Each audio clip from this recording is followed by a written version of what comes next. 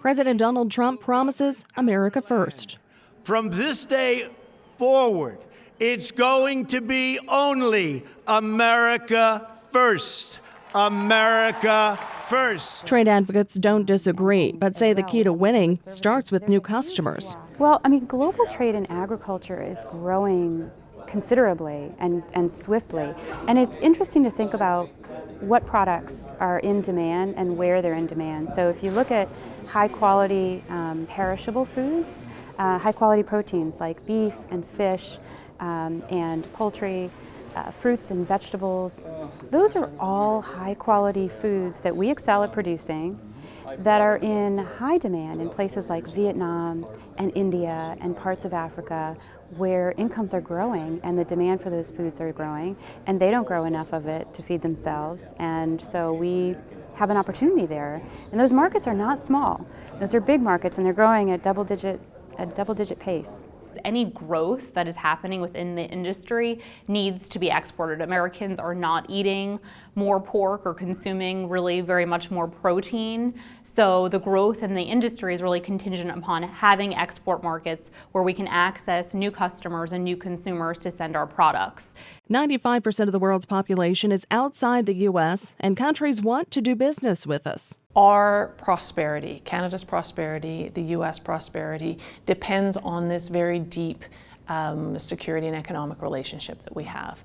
And that what we need to think about going forward as we move towards a modernized NAFTA is that we're in this together, that when we win, the U.S. wins. And when the U.S. wins, we win. You know, there's no country on this planet that wants the U.S. to succeed more than Canada does. Even so, President Trump's first trade moves were leaving TPP and renegotiating NAFTA, decisions leading to efforts like Farmers for Free Trade. There's definitely a protectionist element in the country right now, and certainly some of President Trump's advisors are very protectionist. They don't like trade. They think it's been bad for America. And they don't seem to understand, $1 in $5, 20% of U.S. farm revenue is from exports. When you think about it, 95% of the mouths on the planet are outside America. So as farmers, we'd better darn well be selling our product outside the country. It's that simple. With plans to put tariffs in place, worry stretches across the ag industry.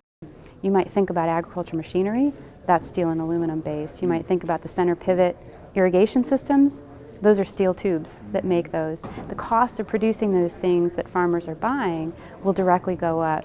The other concern that we have is that other countries who don't like the fact that we've applied tariffs will consider applying tariffs on our goods. They won't do it directly on steel and aluminum. They'll pick industries for maximum hurt. That would be agriculture. But this group won't give up, and they're speaking directly to President Trump. We've launched a new campaign, Farmers for Free Trade, called The Voice of the Farmer. And farmers can go to our website, again, farmersforfreetrade.com, and on that website they can film a short video clip. So it uses the camera on your computer, or if you want to go from your phone, you can film from your phone. And we're asking producers to go and just say where they're from, what they grow, and why trade's important to them.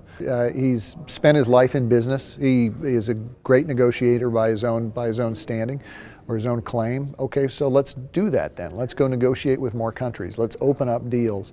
Let's not reopen NAFTA, and let's not spend our time, wringing our hands. When America competes, America wins. We need to be forward-footing, and we need to be really pushing the envelope on this stuff. Farmers for Free Trade wants to collect as many videos as possible, spreading the pro-trade message to decision makers in Washington.